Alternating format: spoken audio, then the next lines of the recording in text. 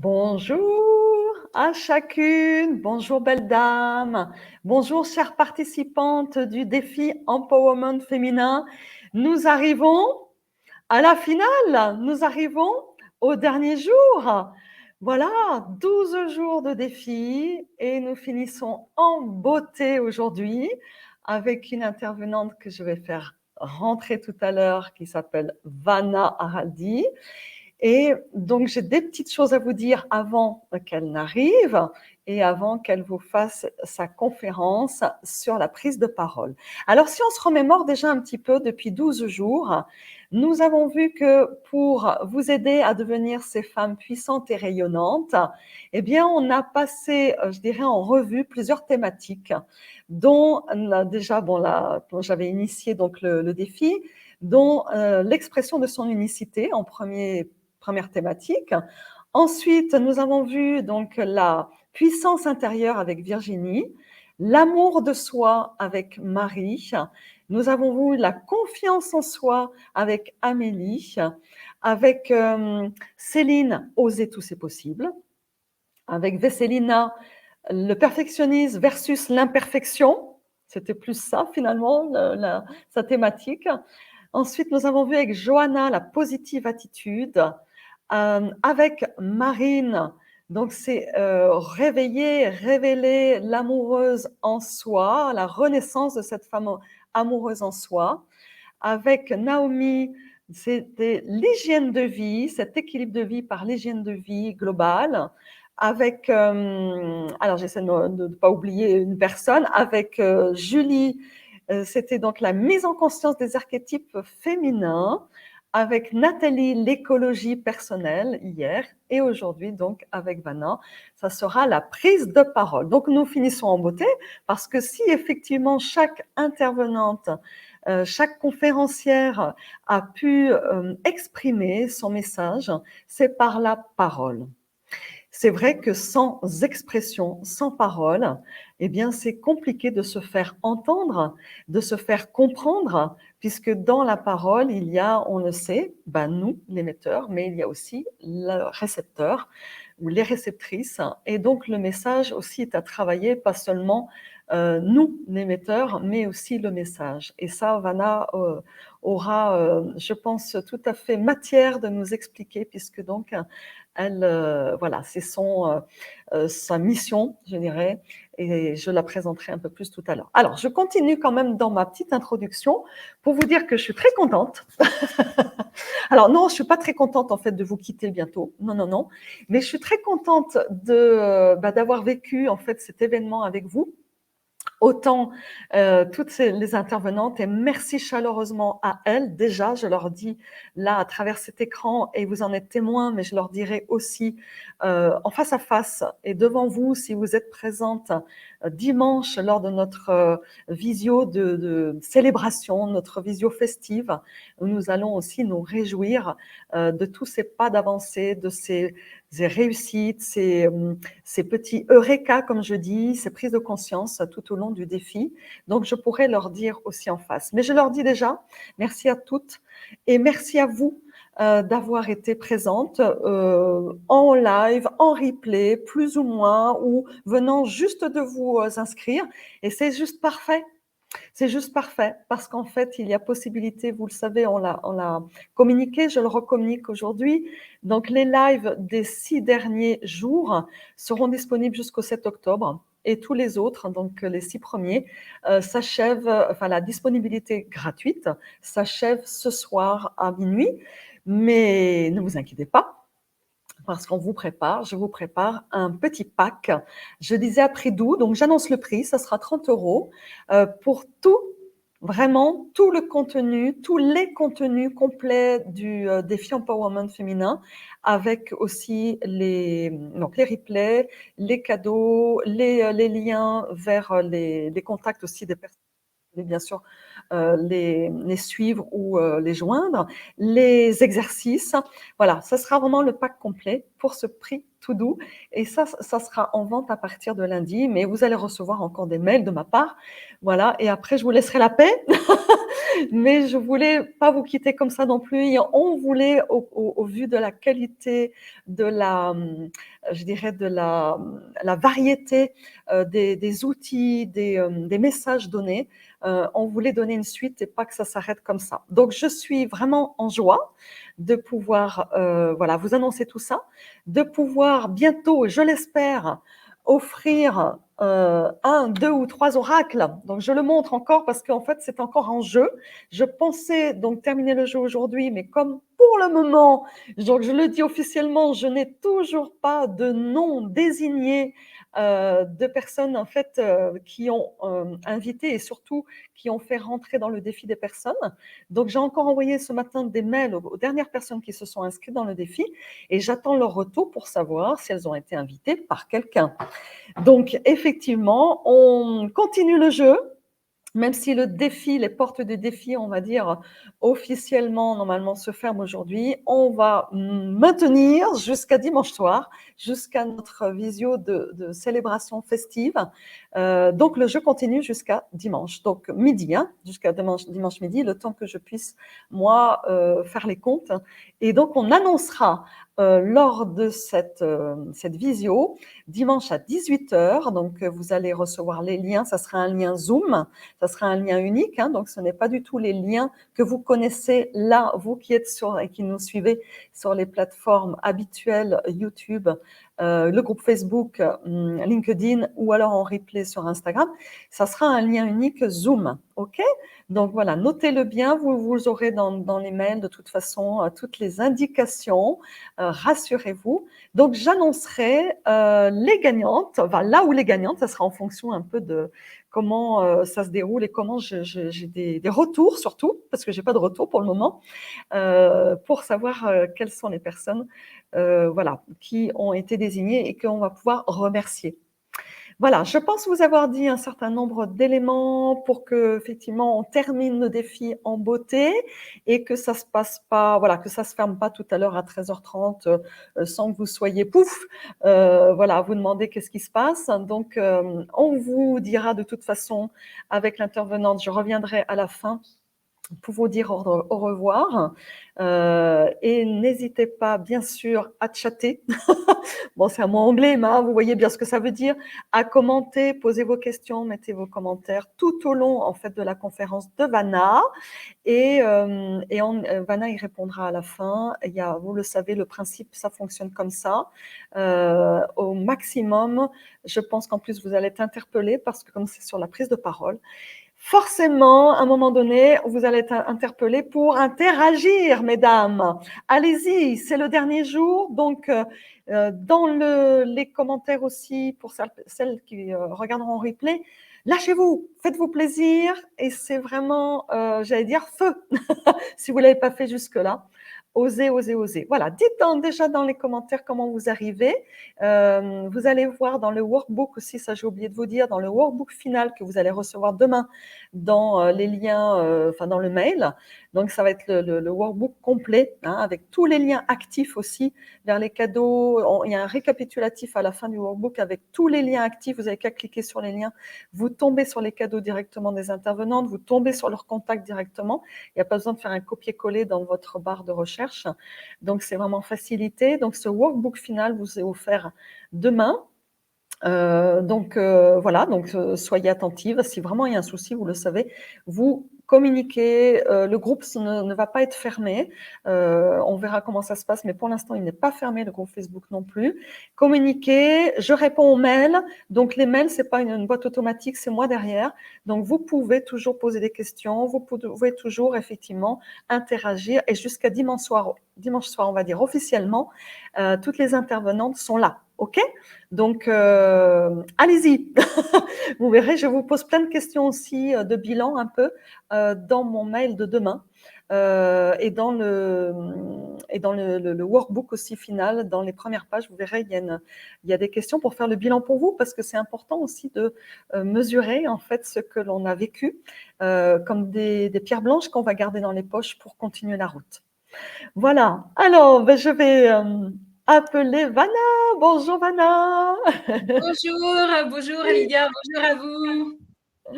Comment ça va? Ravie d'être là. Ben, écoute, sincèrement, je me sens comme une petite fille qui voit arriver le Père Noël. C'est le 25 décembre aujourd'hui pour moi. Oh, c'est merveilleux ça. Bon, alors dis Oui, donc, explique peut-être un peu. j'étais dans l'attente, hein, j'étais patiente, j'étais très sage, Tu été très d'accord. patiente, Je hein. suis restée dans les coulisses. J'ai préparé avec beaucoup de joie et d'amour mon intervention.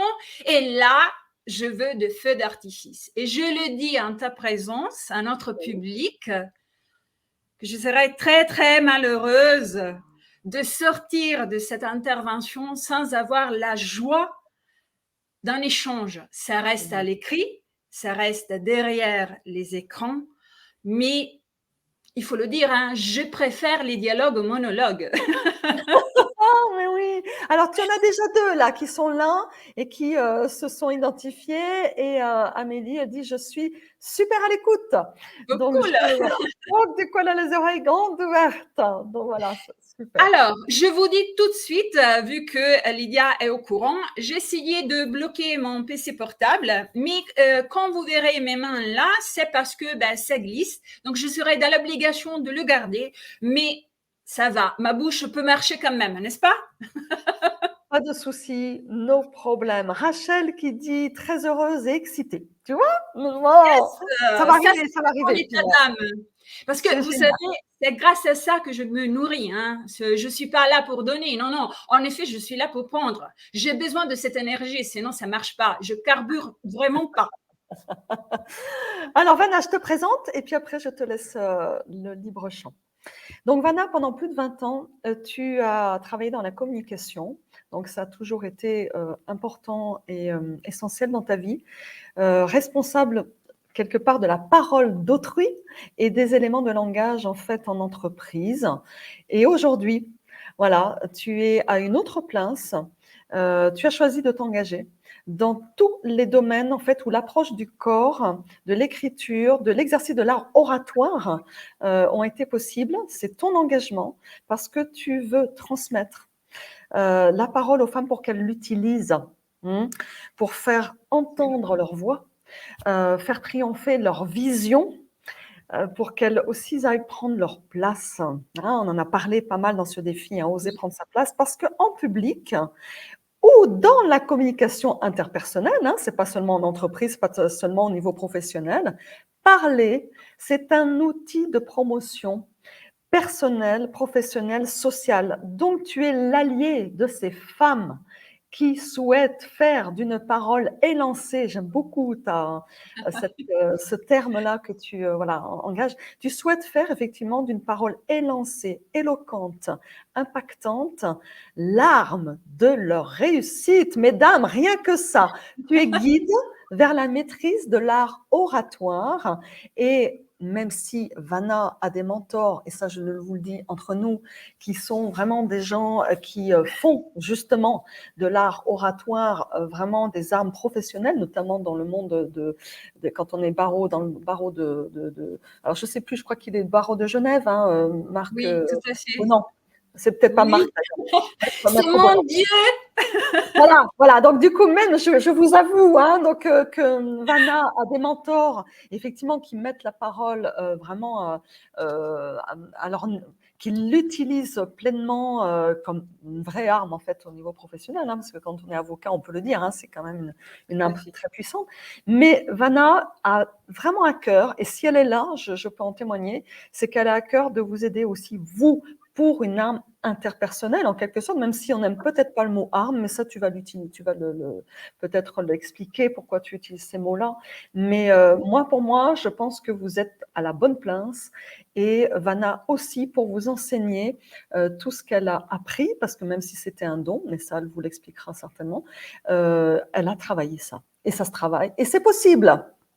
Voilà Vanna, écoute, c'est pour toi. Et je te laisse la parole à tout à l'heure. Et mesdames, à vous aussi la parole. À tout à l'heure. Merci beaucoup, merci encore une fois Lydia et merci surtout à vous qui avez décidé de vous intéresser au sujet qui m'est dévolu. Un sujet dense, riche, fascinant, au moins pour moi, passionnant, qui ne cesse ni de questionner et, hélas, ni d'angoisser la prise de parole. Alors, Lydia est dans les coulisses, elle va prendre en considération vos commentaires. Je vous dis, est-ce que vous êtes prête pour le voyage? Je lève le rideau déjà sur ma vie, même si je n'ai pas l'habitude de parler de moi. Je vais vous dire que comme Obélix est tombé dans la marmite de la potion magique, je suis tombée dans la marmite de la parole quand encore ma maman s'occupait de mes couettes à l'époque. Je garde toujours mon ordi. J'ai mis du temps à le comprendre, mais aujourd'hui, je sais que si d'une certaine façon je me suis consacrée à la parole et à tout ce qu'elle peut, bien évidemment, c'est parce que quand j'étais une petite fille, je n'avais que 4 ans, je suis tombée amoureuse. Et mon premier amour était Bègue. Et moi, j'étais une petite fille bavarde qui devenait aphone en sa présence. À chaque fois que je le regardais, d'une certaine façon, c'est comme si je voyais les syllabes qui restaient là, coincées dans sa gorge. Je voyais la bouche qui commençait à se tordre et le regard à s'enfouir de tous les côtés. Donc, je savais à ce moment-là qu'il était en train de se battre. Et puisque de mon côté, je n'avais pas de soucis, lorsque je décidais de m'exprimer, j'étais plutôt à l'aise. Je posais des questions à ma maman et elle m'expliquait d'une façon très imagée que la parole de mon petit amoureux, c'était une parole enchaînée. Il y avait une espèce de chaîne au fond de sa gorge que lui empêchait de délivrer les paroles qu'il aurait souhaité prononcer. Donc évidemment, comme toute fille amoureuse, je me devais de l'aider à sortir de sa prison. Et ça, c'est la première rencontre avec, je dirais, un petit peu de souffrance lors de la prise de la parole. Comme vous l'entendez, je viens d'une contrée, l'Italie, où, au moins à l'époque, parce qu'aujourd'hui, l'Union européenne est passée par là et les choses ont bien changé, à l'époque, on apprenait à parler à l'école.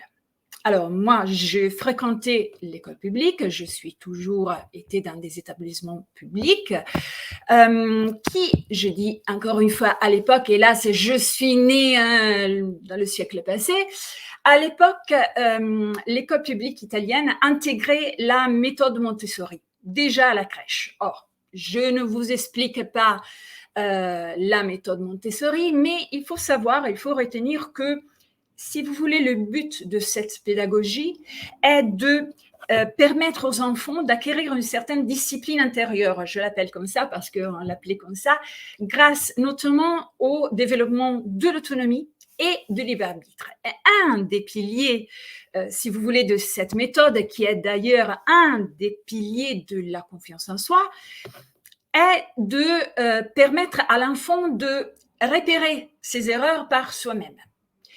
Donc moi, je faisais les choses et je ne restais pas, selon cette méthode, dans l'attente qu'un adulte, un tiers, vient me dire si c'était bien fait ou mal fait. Non, pourquoi? Parce que selon cette méthode, il ne s'agit pas tant d'avoir juste ou faux que de s'exercer à faire mieux. Donc de se perfectionner en faisant dans l'activité. C'est pour cela que dans mon enfance, je prenais la parole et même si de ma bouche sortaient des mots cabossés, pas vraiment polis et polissés, peu importe, je me disais, je vais m'améliorer parce que j'ai commencé à développer assez tôt un certain amour qui ensuite s'est transformé en véritable passion pour les mots. Et puis, ce qu'il faut le dire, j'étais plutôt douée à l'école.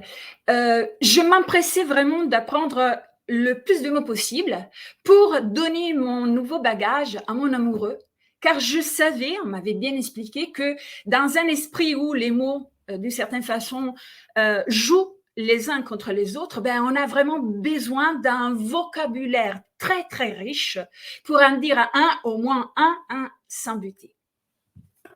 Alors, à l'époque, je ne savais pas, je n'avais pas encore compris, mais c'est là où je commençais à développer quelque chose de très important dans la communication, c'est-à-dire l'écoute. J'ai développé l'écoute active. Pourquoi? Parce que mince, si vous saviez, c'était long d'attendre les mots sortir de sa bouche, surtout quand je pouvais deviner ce qu'il avait envie de me dire. Mais moi, je ne sais pas si c'était l'amour, la politesse, la courtoisie. Moi, j'attendais, je restais en silence. J'ai commencé là à pratiquer l'art du silence. Tous les copains se moquaient de lui, mais pas moi. Là, à nouveau, j'ai ressenti la violence de l'entourage vis-à-vis d'une certaine souffrance lors de la prise de la parole. Alors, je suis honnête avec vous, même si mes parents n'avaient aucune connaissance de la méthode de la pédagogie Montessori, leur éducation à la maison, on va dire, je ne sais pas si c'est un hasard, mais se placer, ça matchait, se placer d'une certaine façon sur la même longueur d'onde. Donc, je ne vous dirai pas, comme j'entends dire souvent, ah, hélas, j'étais une petite fille, mais d'une timidité maladive. Je vous dirai pas que dans mon éducation, j'ai reçu des injonctions style « tais-toi, tu vas parler quand je te dirai de parler ». Pas du tout. Tout cela serait faux. Non. Mais j'ai connu une certaine souffrance liée à la prise de la parole à travers l'histoire de mes parents. Oui, parce que, comment dirais-je, c'est justement parce que mes parents sont passés par cette souffrance que moi, j'ai eu la chance de pouvoir bénéficier de tout le contraire.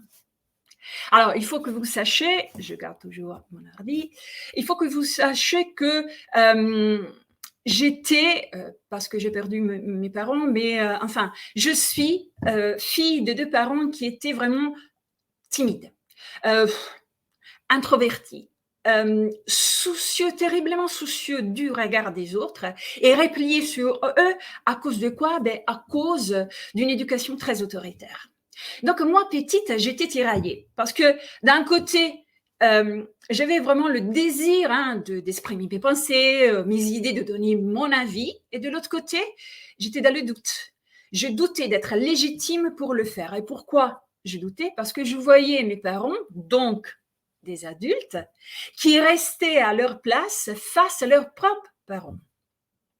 Et moi, je souffrais de le voir souffrir, de ne pas oser, de ne pas s'affirmer, de céder à des phrases comme de toute façon, personne n'a sollicité ton avis, ou encore, je ne sais pas, tu as quelque chose à redire là?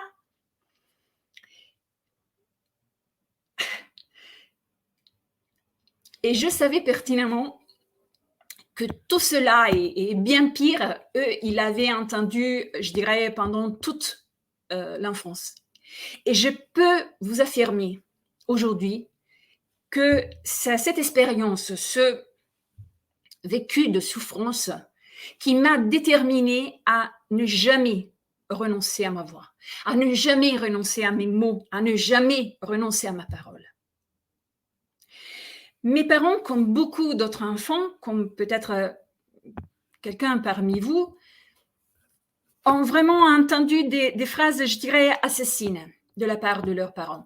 Leurs parents étaient très aimants, mais pour vous dire, je suis convaincue que ces phrases n'étaient ni conçues, ni proposées pour faire du mal, mais une fois prononcées, une fois qu'on prononce certains mots, certaines phrases, à un enfant qui n'a pas d'armure, qui n'a pas de carapace, ces phrases-là, ces mots-là commencent à s'installer comme un poison. Et c'est à partir de là que les blessures que l'on a à l'intérieur commencent à se figer, commencent à nous bloquer. Et c'est à partir de ce moment-là que on ne nous autorise pas.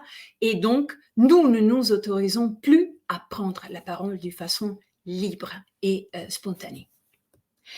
De mon côté, donc je continue à vous parler de mon vécu. De mon côté, j'étais une petite fille, j'ai toujours été, et je suis restée une femme rebelle.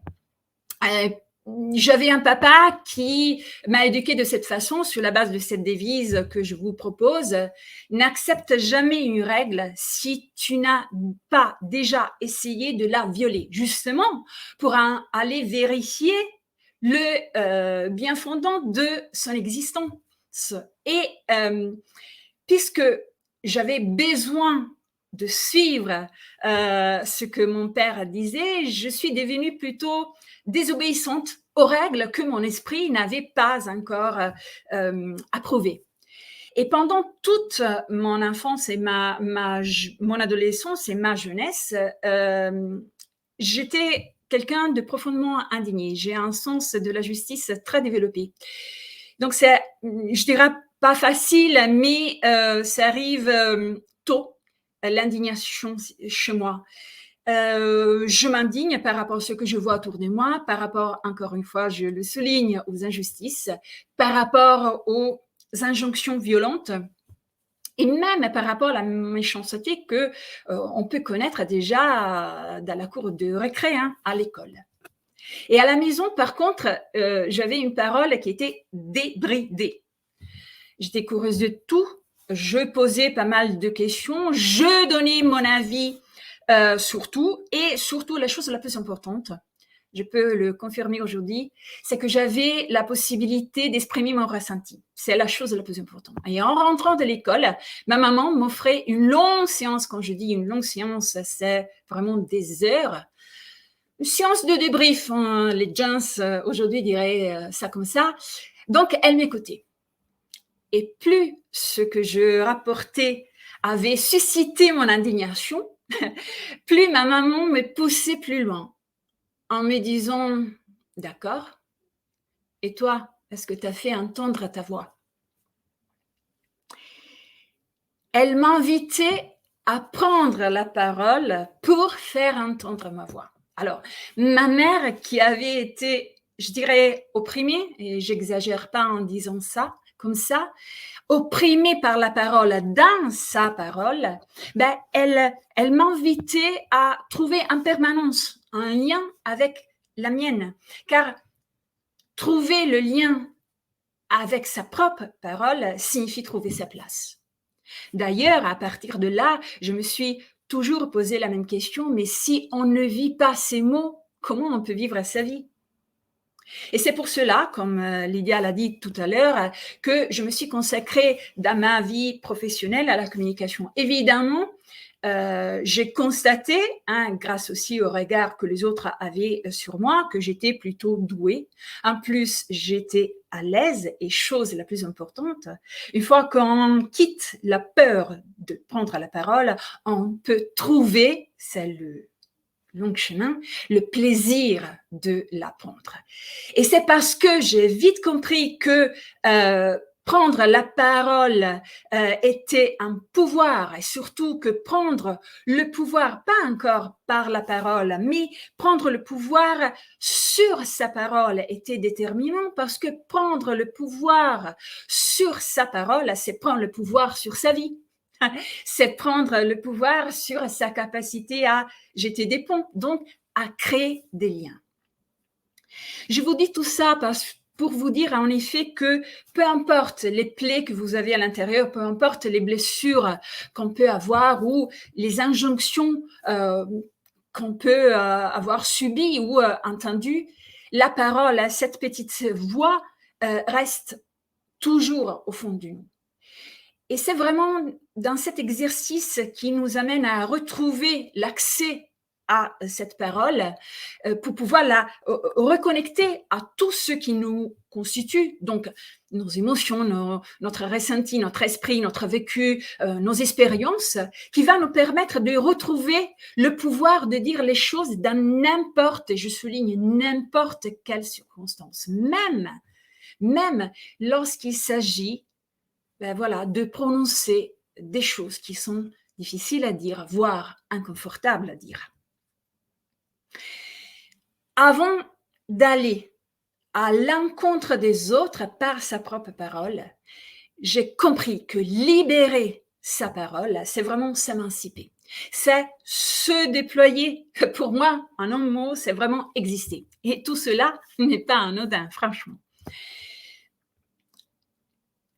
Quand on retrouve en effet ce lien vis-à-vis de la parole, de sa propre parole, ben, on peut dire qui on est. Et quand on est libre de dire qui on est, ben, on n'a plus peur, on s'autorise et on arrive à s'affirmer.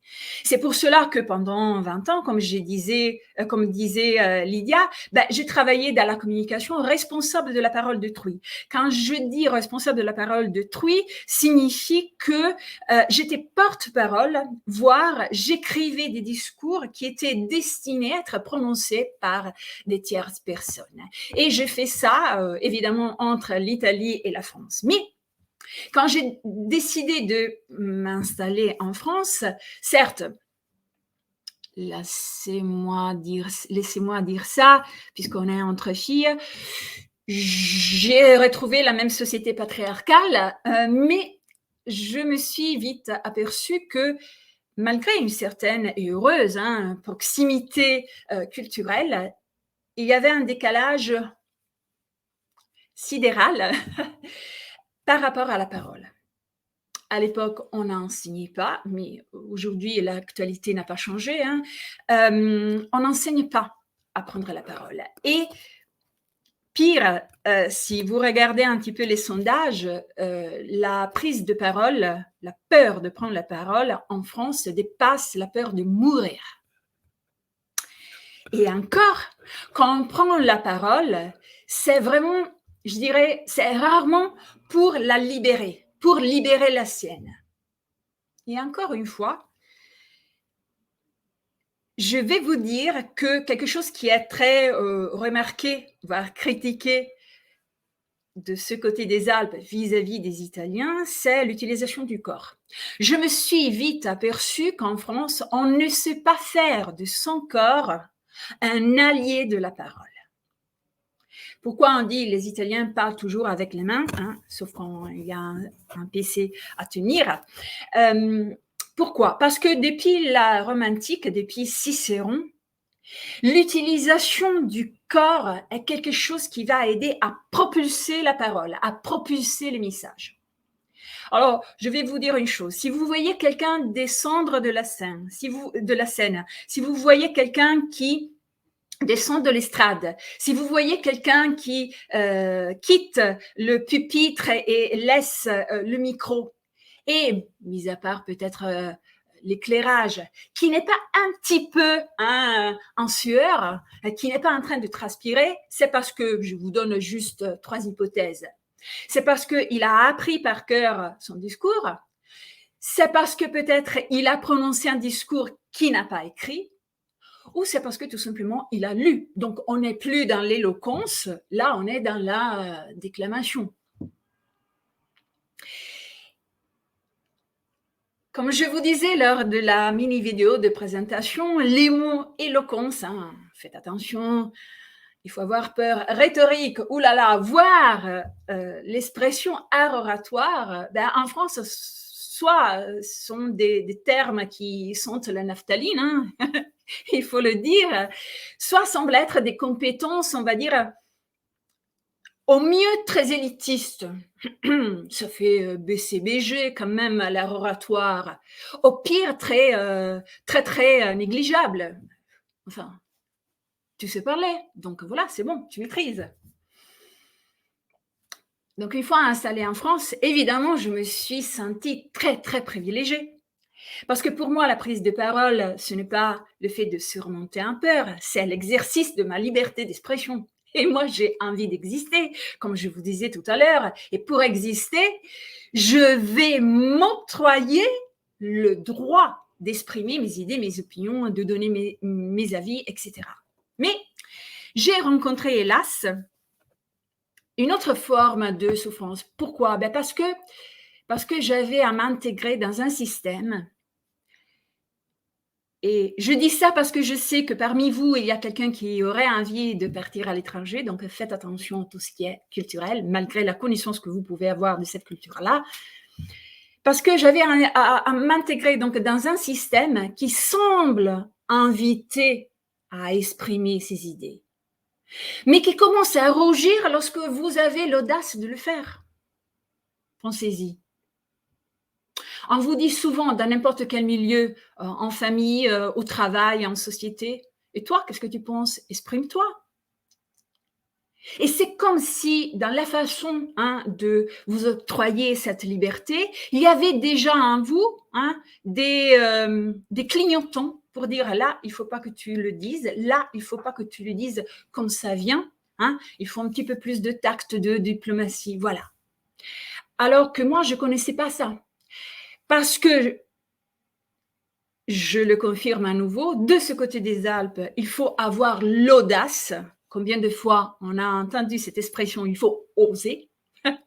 Alors que de mon côté, ça prend la liberté de avoir l'audace de prendre la parole et prendre la liberté de s'exprimer, ça change tout. Donc le résultat est le même, on arrive à prendre la parole, mais dans l'intention et surtout la peur qui nous pousse à faire cet il faut, on doit prendre la parole. Moi, j'ai le plaisir, je suis dans la joie de prendre la parole, parce que même d'une façon un petit peu peut-être égocentrique, voire narcissique, j'ai le plaisir de le faire.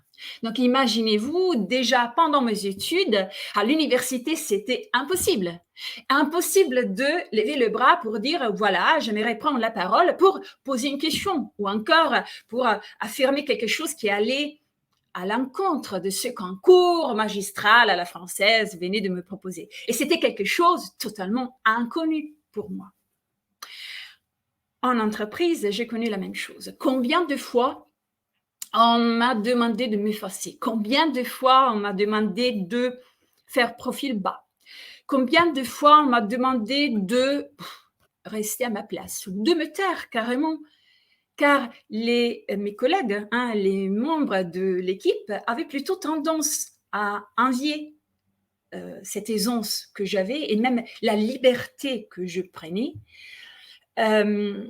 Et donc, ils avaient une certaine tendance à se laisser convaincre par ce que je disais, plutôt que de suivre ce que la hiérarchie, ce que l'autorité du statut, normalement impose de faire et de faire en silence, s'il vous plaît.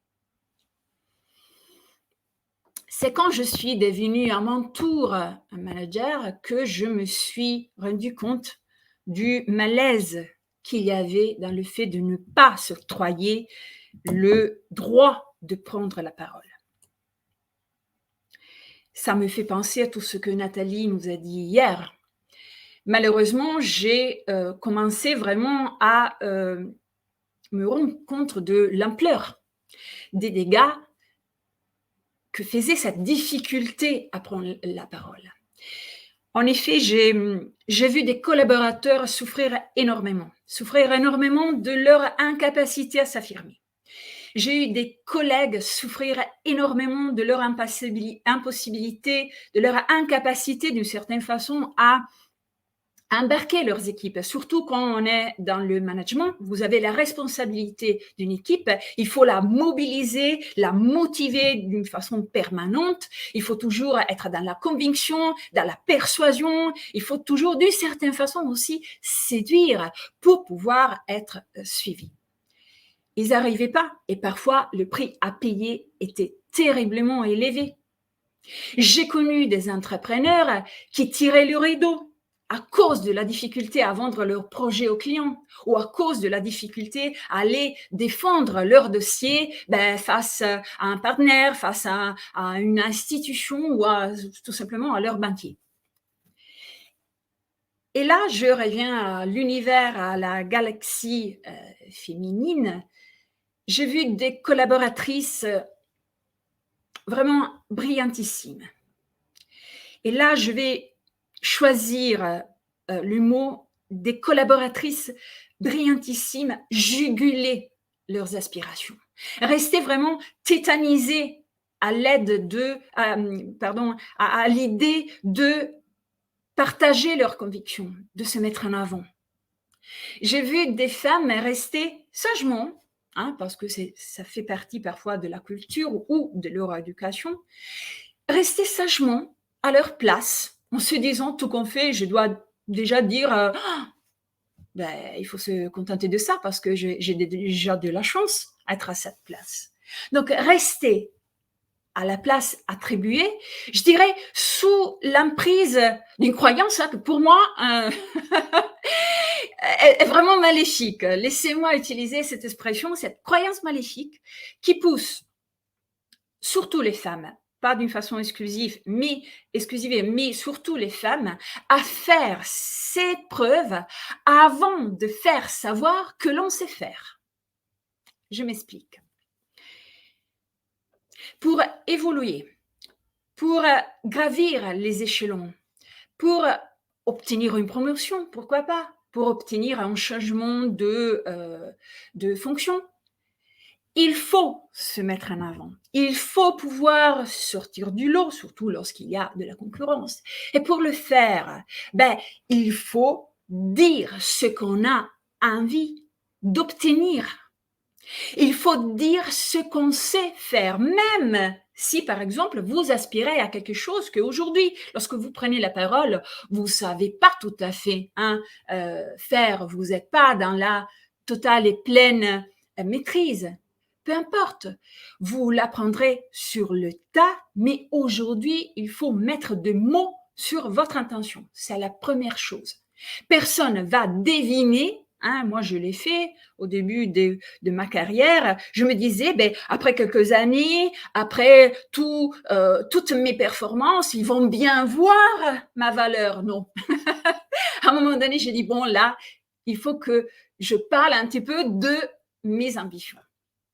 Et c'est là que j'ai compris d'avoir une mission bien précise. C'est là que, en effet, j'ai décidé de m'engager sans réserve pour transmettre, surtout aux femmes, pas d'une façon exclusive évidemment, parce que en entreprise, il y a toujours des équipes qui sont mixtes, mais surtout aux femmes, transmettre à des femmes ambitieuses toutes les clés nécessaires pour qu'elles arrivent finalement à développer leur puissance, à avoir envie de courir, prendre la place qui est la leur. Par le biais, évidemment, de mon arme à moi, c'est-à-dire une arme qui est vraiment dans le pacifisme absolu, qui est la parole. Une parole éloquente, une parole impactante, une parole assertive, et pourquoi pas un jour, à force de prendre la parole, une parole d'influence.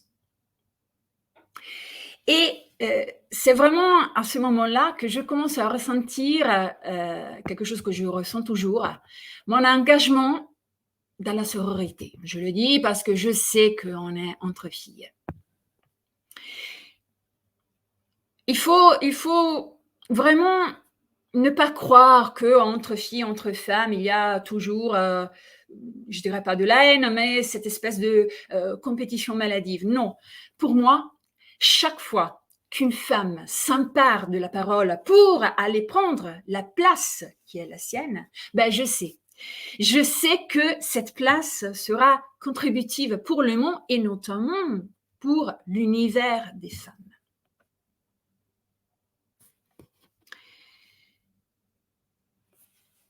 Il ne faut pas se le cacher. Aujourd'hui, notamment, la parole est un marqueur social. La parole est un enjeu d'ascension sociale. Parfois, ça m'arrive d'entendre 10 mots qui sortent de la bouche de quelqu'un. Je sais déjà combien de livres il a à la maison. Mais hélas, la maîtrise de la parole reste encore un bastion masculin. Prendre la parole, c'est prendre le pouvoir. Et dans l'imaginaire collectif, prendre le pouvoir, c'est masculin. Et pourquoi alors c'est tellement difficile, encore plus difficile pour une femme de prendre la parole? Parce que parler, c'est dire sa propre personnalité, avant même de dire le message. Ce qu'on met en jeu, c'est sa personne. Alors, mis à part peut-être quelques exceptions, par exemple, je pense aujourd'hui lors des podcasts, c'est-à-dire là où on peut prendre la parole sans investir son image, mais normalement les choses se passent comme ça, c'est un triptyque. Lors d'une prise de parole, on est vu, on est ensuite entendu par rapport à notre message, et seulement après, on sera comprise. L'image arrive avant le contenu du message que vous souhaitez délivrer. Et si vous y pensez, je pense que vous savez déjà qu'il n'y a pas, ni dans la vie personnelle, lors de nos relations interpersonnelles, ni au niveau professionnel, il n'y a pas, par exemple, un métier qui ne passerait pas par la parole. Et pourtant, cette compétence est terriblement négligée. Et en plus, je vous propose une petite analyse, je ne vais pas être méchante, mais comment parle-t-on aujourd'hui? Alors, si vous permettez, je dirais avant tout avec beaucoup d'inhibition. On fait plus attention à ce qu'il ne faut pas dire avant de se prononcer, avec pas mal d'autocensure, je dirais, et surtout en utilisant des mots si stériles, si arides, qu'on n'arrive même pas à exprimer notre pensée d'une façon pertinente. D'où les problèmes de compréhension et les malentendus. Comment voulez-vous aujourd'hui échafauder un projet ou défendre une cause, être d'une certaine façon un moteur de changement sans avoir une voix qui compte, sans avoir voix au chapitre, sans se faire entendre, sans, pourquoi pas, devenir même inspirante. Et je dis ça pas parce qu'on va devenir Michelle Obama, non, inspirante vis-à-vis de vos filles, je pense de vos enfants en général, mais surtout des petites filles, inspirantes. Aujourd'hui, vous me direz dans les commentaires si c'est votre cas, je me base sur le retour d'expérience que j'ai.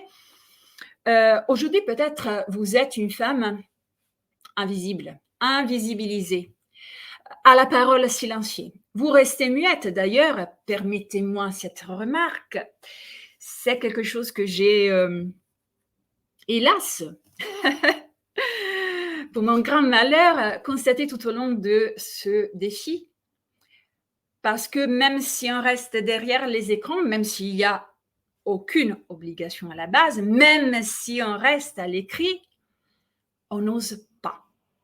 Alors que moi, vous le verrez à chaque fois que je fais des commentaires ou j'écris, je ne connais pas cette capacité de synthèse. Je ne veux pas la connaître parce que je suis tellement dans la joie de partager et de dire j'existe. Et là, voilà, c'est comme la présence physique. Quand il y a quelqu'un qui est doué de charme, vous ressentez, même s'il ne parle pas, une présence, un aura, il y a une allure, il y a quelque chose, un magnétisme tout autour. Et pour moi, c'est l'exercice de cette liberté. Donc, figurez-vous, la déception, quand je dis mais comment ça? Elles ont la liberté de s'exprimer, de proposer des questions, de proposer un témoignage, de s'interpeller même entre elles. Elles ne le font pas. Mince, les femmes se sont battues pour ça. Ou peut-être, c'est à vous de me le dire, vous êtes exactement dans la situation inverse, c'est-à-dire vous êtes quelqu'un qui, malgré ses cris, n'est pas entendu. Parfois, ça peut arriver en famille, au travail ou même en société. Vous n'arrivez vraiment pas à être entendu, à faire entendre votre voix. Vous avez envie de crier au monde, arrêtez, j'ai envie de descendre, mais non, votre voix n'est ni entendue ni écoutée. Ou encore, c'est quelque chose que je rencontre souvent, peut-être vous ne savez pas faire abstraction du regard des autres.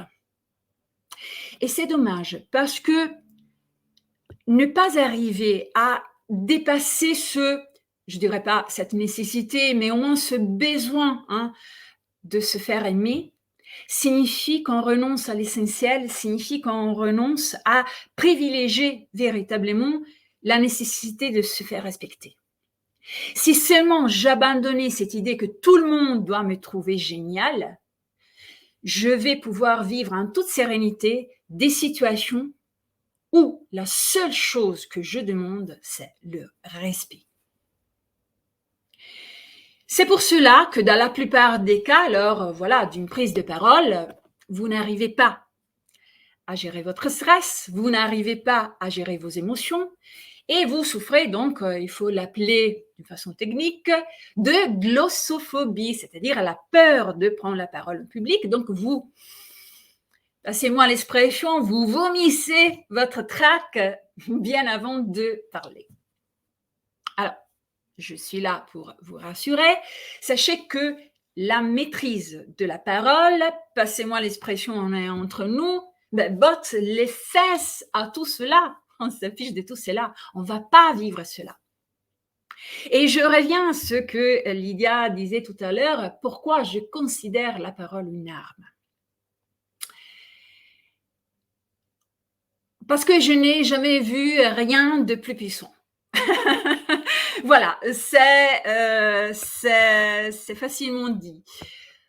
Je pense que arriver vraiment à maîtriser la parole, la maîtriser évidemment avec justesse, avec pertinence et une certaine finesse, permet à n'importe quelle femme, dans n'importe quelle situation, à partir du moment où on est une femme audacieuse, de s'élever. Vous voyez déjà, mon attitude même corporelle change. C'est parce que je ne suis pas debout, parce que normalement, je parle en utilisant tous mes moyens corporels.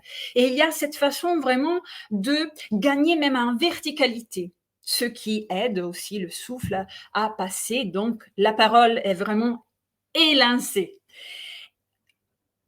Et c'est cela qui va permettre de imposer sa propre autorité et de pouvoir sculpter cet empowerment, cette puissance, chaque femme à sa guise. Donc, on n'a pas besoin de prononcer quelque chose et d'obtenir la validation de la part des autres. Et tout cela, en plus, est possible lorsqu'on maîtrise la parole. Si on a envie d'émettre une parole selon sa propre sensibilité, donc avec une certaine subtilité tout à fait féminine, mais aussi lorsqu'on a envie, de dégager une certaine force, pourquoi pas une certaine virilité, voire son propre charisme, pour aller toucher les cœurs avant même d'aller toucher les esprits, les cerveaux.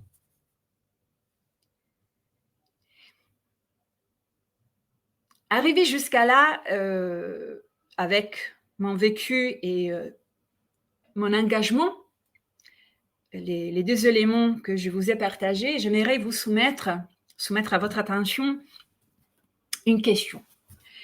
La question est la suivante.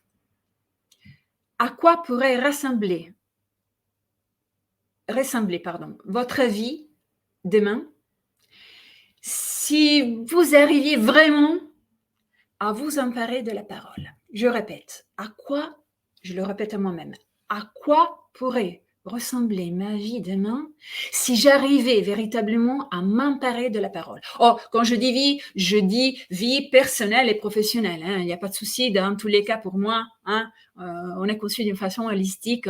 On est les deux à la fois. Et j'ai choisi ce mot, c'est-à-dire si j'arrivais à m'emparer, ce verbe, avec attention, parce que il faut se le dire, on prend la parole. La parole, ce n'est pas quelque chose qui est dû. On la prend vraiment, on s'en sert, on l'apprivoise. Donc, on fait tout ce qu'il faut pour la dominer et pour qu'elle devienne, une fois domptée, cette arme, et là, je vais donner une spécification, parce que je ne suis pas belliqueuse, une arme de construction de relations, de conviction massive parce que grâce à mes mots, à ma parole, je suis là pour vous convaincre, persuader de me suivre, de passer à l'action, etc., etc. Évidemment, comme tout art, puisqu'on dit art de la parole, ben, ça se pratique, ça s'apprend, se vit, je dirais, avec un engagement poussé, un petit peu comme le sport, en entraînement de haut niveau. Au moins, ce que je propose, c'est un entraînement de haut niveau et les bonnes techniques, parce qu'il faut bien connaître quelques techniques. Je vous dis ça parce que, avant de continuer, j'aimerais vraiment vous amener sur ce chemin, vous faire comprendre toute la différence, ou peut-être le chemin qu'il faut faire, pour passer d'un point à un autre. Alors, au début, on a peur de prendre la parole. Si on arrive à dépasser cette peur, on se place, comme au sport, dans les starting blocks. Et c'est à partir de là qu'on peut commencer à courir pour aller prendre la parole, parce que prendre la parole va me donner la possibilité d'aller prendre ma place. Dans cette phase-là de mon chemin, si j'arrive donc à prendre la parole, il y a une espèce d'injonction, c'est-à-dire c'est la vie, c'est mon quotidien perso, mon quotidien professionnel, qui m'oblige à prendre la parole. Hein, quand je vais à la boulangerie ou quand j'aurai à la fin de l'année là, les entretiens annuels à passer face à mon chef. Là, j'arrive à prendre la parole, à surmonter mes peurs, à courir parce que je veux réussir, je veux m'affirmer, donc passer par la prise de parole est nécessaire pour cela. Mais le chemin ne s'arrête pas là. Le chemin continue. Et c'est là où on arrive à la dimension artistique. Pourquoi on dit art oratoire, art de la parole? C'est où la dimension de la parole, la dimension artistique? À partir du moment où vous êtes déjà dans la prise de la parole, on arrive à l'art oratoire, quand on arrive à envelopper les mots, envelopper notre discours avec un certain esthétisme, c'est-à-dire on travaille beaucoup pour chercher les mots justes, pour envelopper la parole avec quelque chose de beaucoup plus subtil, fin, je dirais presque sophistiqué. Hein. C'est comme quand on se dit, bah, je vais au supermarché, je mets quelque chose juste pour m'habiller, j'ai une soirée de gala, c'est toujours s'habiller, ça change pas, mais ça change terriblement. Et je vous dis alors, de la prise de parole vers l'art oratoire, et c'est à ce moment-là qu'on peut développer ce que moi j'ai eu la chance, l'honneur de développer, c'est-à-dire c'est à ce moment-là qu'on trouve le plaisir de prendre la parole. Donc vous voyez le chemin, on part et on passe de la souffrance lors d'une prise de parole au plaisir de la prise de parole. Et c'est un chemin à parcourir qui en vaut la peine, surtout pour celles et ceux qui sont amoureux ou amoureuses des mots, qui ont une déformation mentale. Parfois, je suis vraiment dans la masturbation mentale là, lorsque je m'aperçois que j'utilise 500 mots dans mon quotidien. Je dis dire, faire, j'utilise le verbe être, avoir, alors qu'il y a plein de nuances, il y a 60 000 mots dans la langue française. Pourquoi ne pas essayer d'avoir une subtilité, une finesse qui va m'élever, qui va vraiment me permettre d'être tiré vers le haut. Hein. Il faut que je le dise là tout de suite. L'art de la parole, dans tous les cas, reste encore aujourd'hui dans notre société un art de la transgression. Oui, parce que je suis désolée, mais malgré les progrès, une femme doit encore jouer des coudes pour trouver sa place, pour pouvoir justement prendre la parole. Et encore plus, jouer des coudes pour monter les marches du pouvoir. C'est pour cela que développer sa puissance à l'oral permet vraiment à une femme de s'élever, d'élever cette posture et d'élancer donc sa voix, de se faire entendre. Et c'est en se faisant entendre qu'on peut arriver à déployer nos talents. Et quand on déploie nos talents, on arrive à embrasser nos ambitions. Et quand on embrasse nos ambitions, qu'est-ce qu'on fait? Ben, on assoit notre leadership. Et je tiens à vous dire ça, on peut faire ce chemin sans nécessairement endosser des codes, voire des valeurs que nous ne ressentons pas juste. Et je pense notamment au code masculin. On a vu par exemple Valérie Pécresse lors de son discours. Elle avait envie de s'affirmer en utilisant des codes qui allaient à l'encontre du message qu'elle était en train de faire passer. Il faut toujours, dans n'importe quelle prise de parole, dans n'importe quelle circonstance, se respecter, rester dans le respect de sa propre singularité.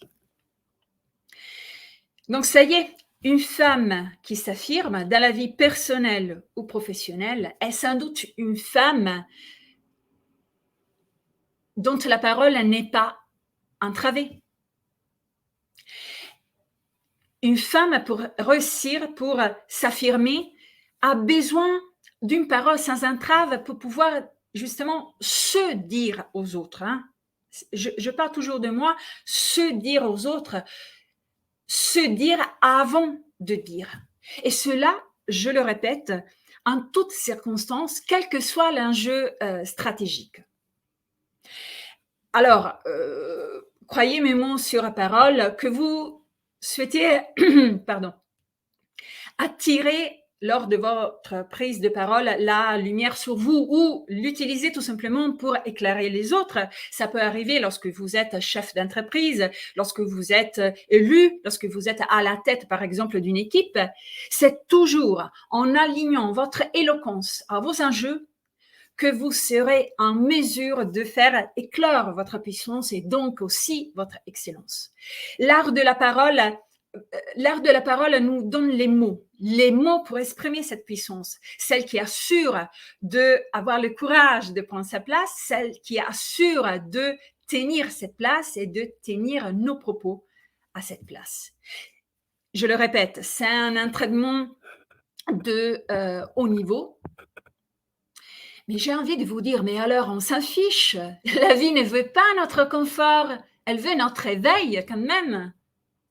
Et justement, pour vous permettre de vous éveiller, je vous propose un exercice. Bien évidemment, j'espère qu'il y aura plein de questions, voire de témoignages dans la colonne commentaires.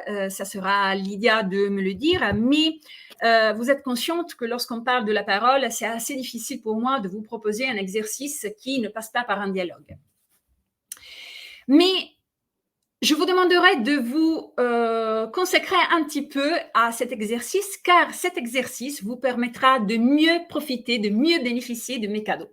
Alors, je vous explique l'exercice qui est très simple d'ailleurs. Pour oser vous exprimer, imaginez une situation, mais je le souligne, une situation réelle. Je reviens à ce qu'Amélie a dit au début de l'intervention. Une situation réelle que peut-être vous venez de vivre, voire que vous avez vécu dans le passé, mais encore mieux qui vous attend dans le futur et qui pourrait donc vous placer face à un auditoire précis. Donc, je vous demande de penser à une situation et à un auditoire précis. Par exemple, il y a 2 ans, je suis passée face à un jury pour être embauchée. On va pouvoir travailler d'une façon rétroactive sur cette expérience. Il y a 2 semaines, j'ai pris la parole face à 250 personnes lors du mariage de ma meilleure amie. Et d'ici à la fin de l'année, je pense que je vais voir un one-to-one à mon chef parce que j'aurais envie de lui dire que non.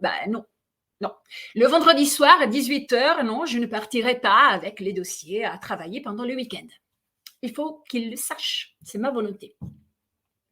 Donc voilà, vous pensez à une situation réelle, si possible dans le futur, et un auditoire précis. Et à partir de ça, on va travailler sur 3 axes. Je vais les énumérer avant tout. Premier, faites vraiment la liste, la somme de toutes les peurs qui portent évidemment sur la prise de parole. Deuxième axe, verbalisez vos émotions. Quand je dis émotions, je dis vraiment les états d'âme, les sentiments, voire pourquoi pas même les petites vibrations qui sont liées à la peur de prendre la parole. Et troisième axe, listez ce que vous avez ou ce que vous mettrez en place pour faire de votre corps un allié. Comme vous voyez, je ne vous invite pas à travailler sur les mots, mais c'est vraiment au préalable quelque chose qui va vous aider à faire un petit peu d'introspection pour avouer à vous-même, à votre ego, à votre jeu, à votre moi-même. On est nombreuses là-dedans. C'est 3 choses qui sont fondamentales à décrypter pour pouvoir surmonter la peur de prendre la parole. Et je vous demanderai vraiment de sortir de votre zone de confort. Je ne vais pas vous aider, mais comment dirais-je ? Par exemple, pour commencer à lister les peurs, dans la plupart des cas, lors d'une prise de parole, on a peur de s'exposer. Alors, c'est facile. Si on veut réussir, on doit faire entendre sa voix, oui, valider. Pour faire entendre sa voix, il faut prendre la parole, valider.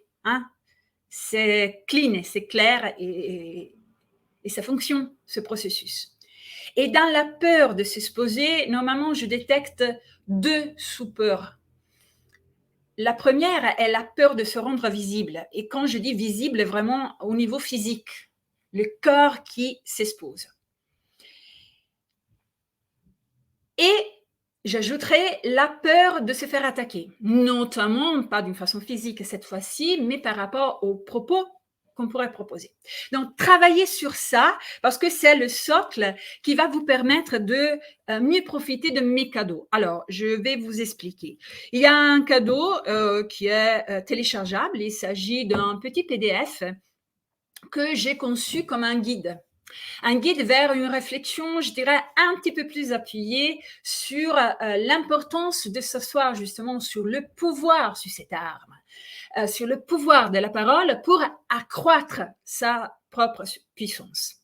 Et si après avoir consacré du temps à votre exercice et après avoir lu ce petit guide, vous vous dites, oui, j'ai bien compris l'importance de augmenter ma puissance grâce par le biais de la prise de parole, vous pourrez encore mieux bénéficier de mon deuxième cadeau. Le deuxième cadeau est le suivant.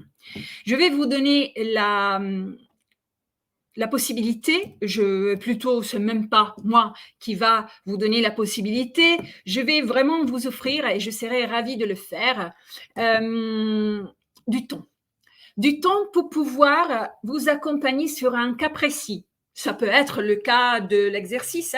Vous me dites, alors, demain, je dois prendre la parole en réunion. Après-demain, j'ai la réunion des copropriétaires dans mon bâtiment. Après, je dois parler avec les profs de mon fils.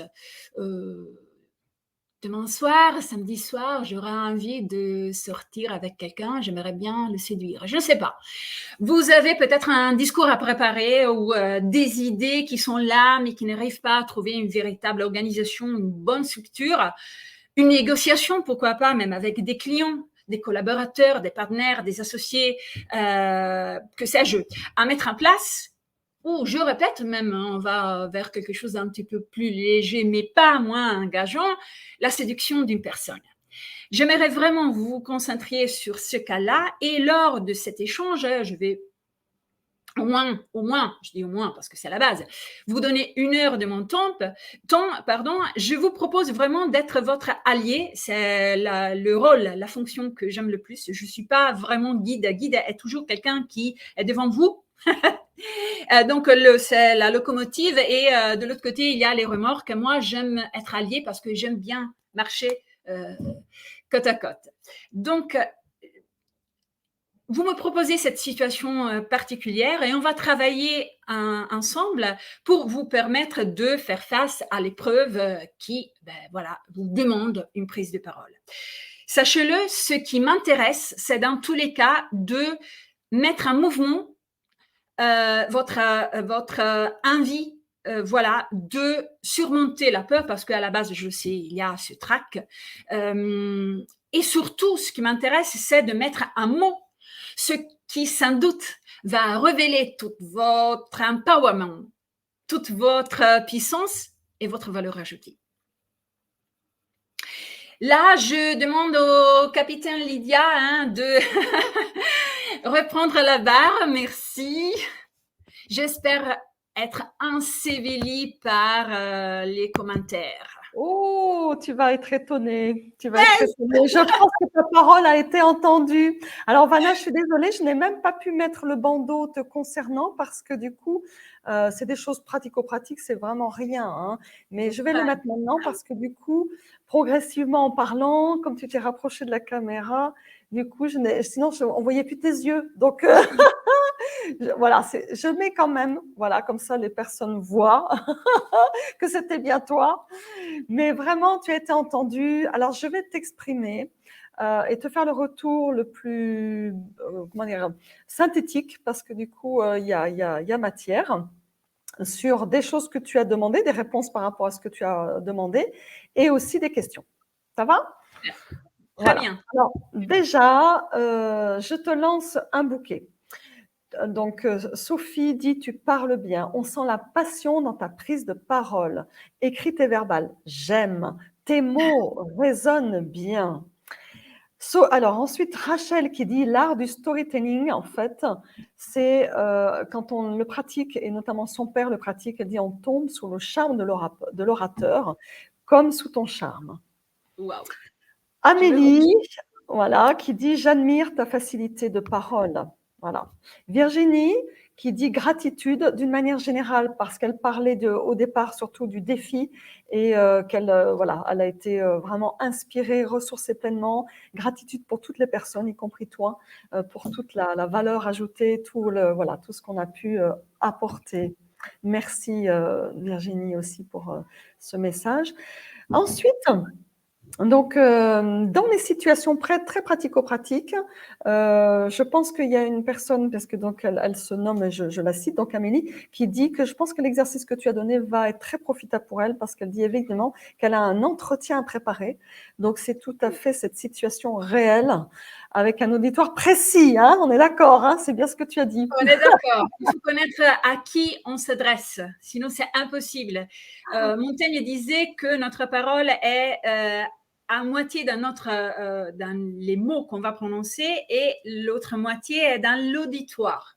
Cela signifie qu'on ne peut pas prendre ou avoir la prétention de prendre d'une façon efficace la parole si on ne connaît pas notre auditoire. Et lorsque je parle de connaissance, je ne dis pas savoir si il y a plus de femmes blondes ou brunes, voire connaître l'âge ou même. Mais il faut connaître vraiment l'intention qu'il y a derrière le fait que ce public-là est là pour m'écouter.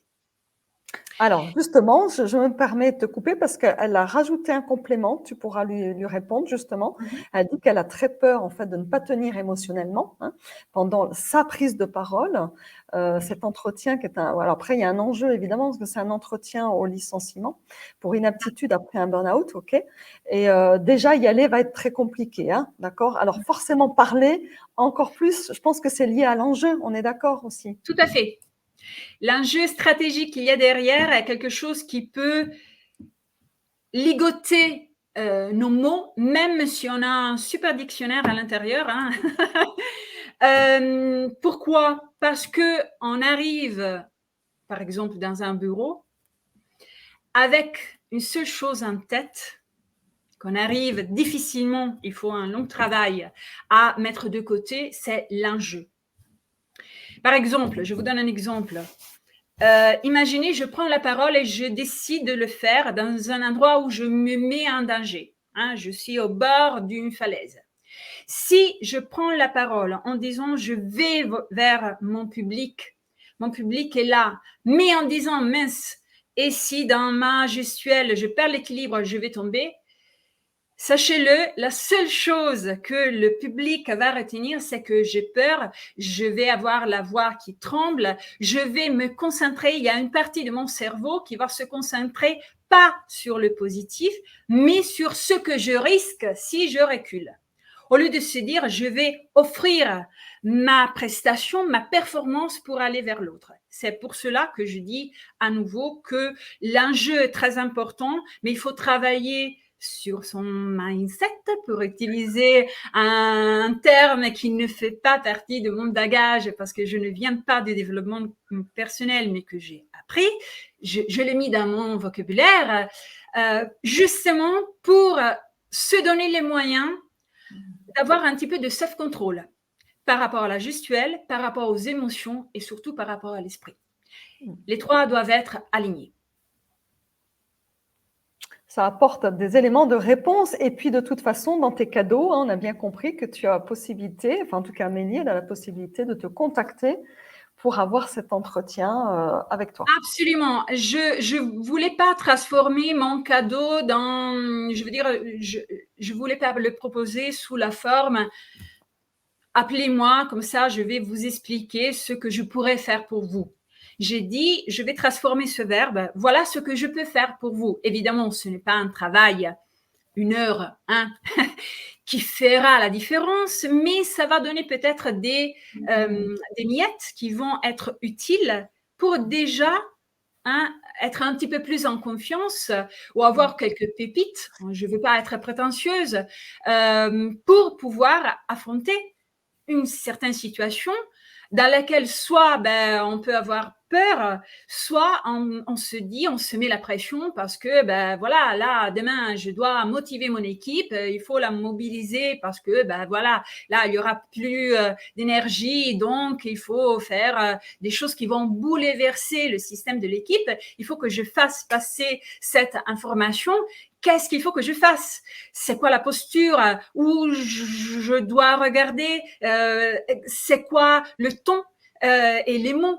Donc, cette heure, on va la prendre ensemble justement pour travailler sur un cas précis. Vous me dites, voilà le cas, voilà le public, parlez-moi de vous. Et grâce à ça, je vais vous donner quelques clés pour entamer peut-être le travail que vous arriverez à faire dans le futur, sans pression.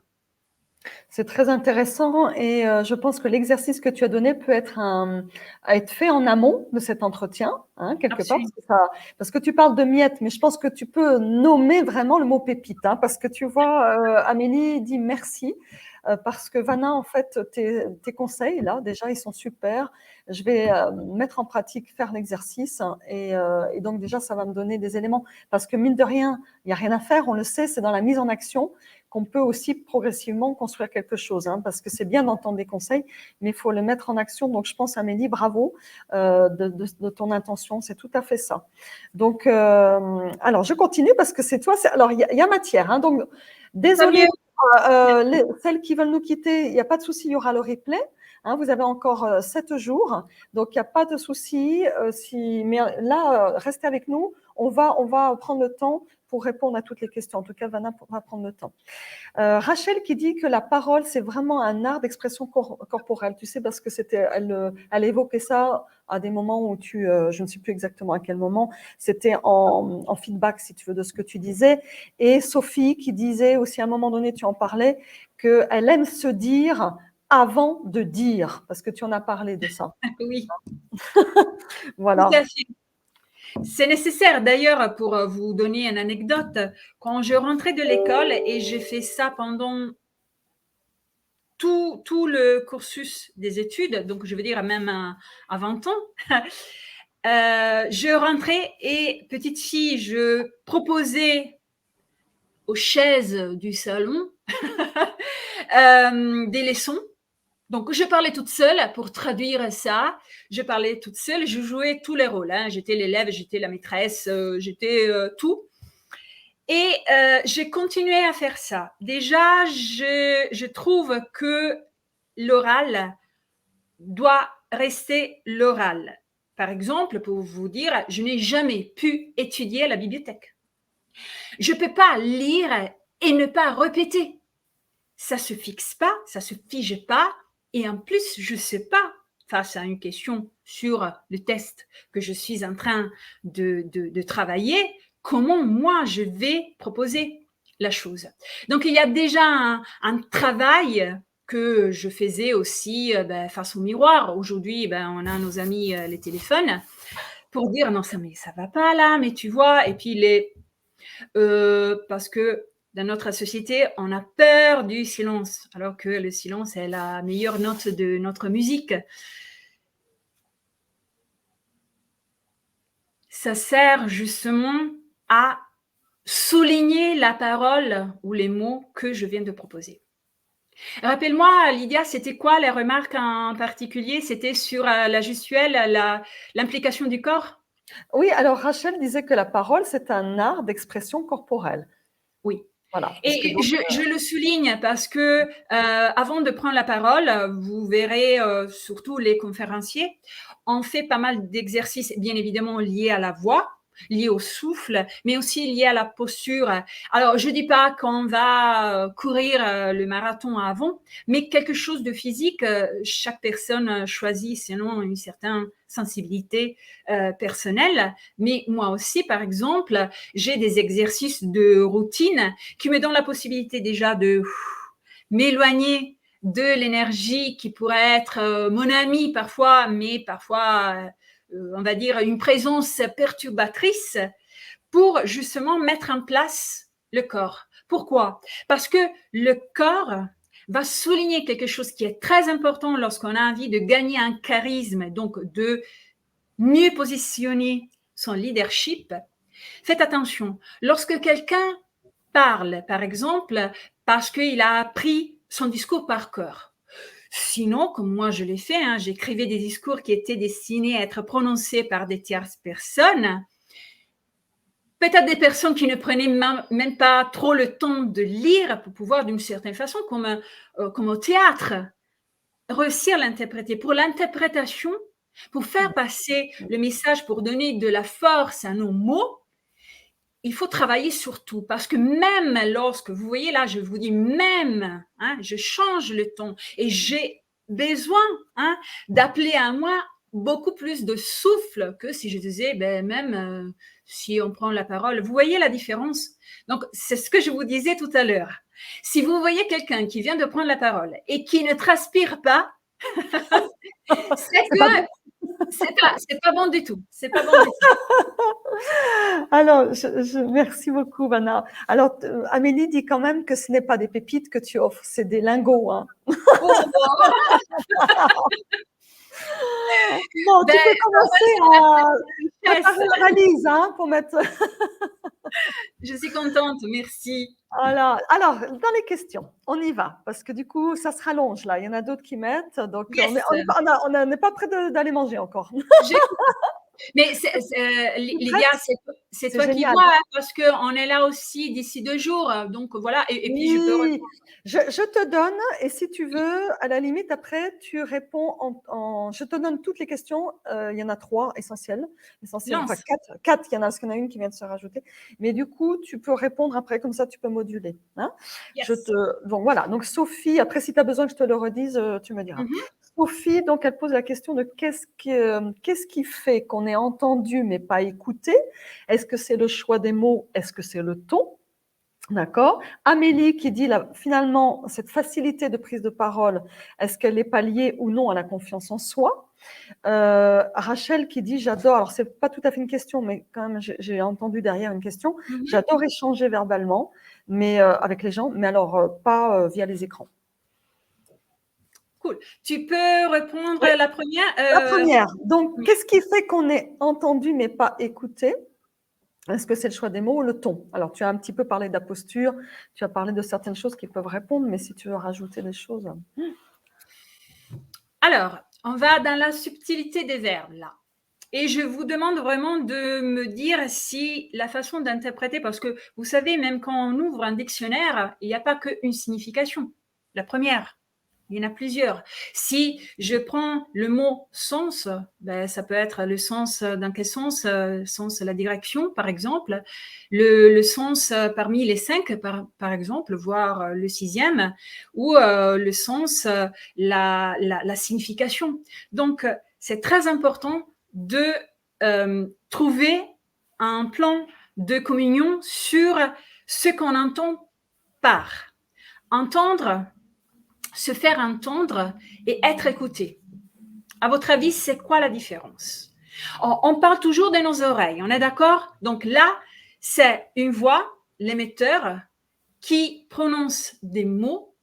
Je peux, d'une façon consciente ou pas consciente, ça dépend aussi des situations, parce que s'il me parle, on est dans le métro. Par contre, s'il me parle parce que je suis au restaurant face à face, vis-à-vis, c'est autre chose, malgré le bruit.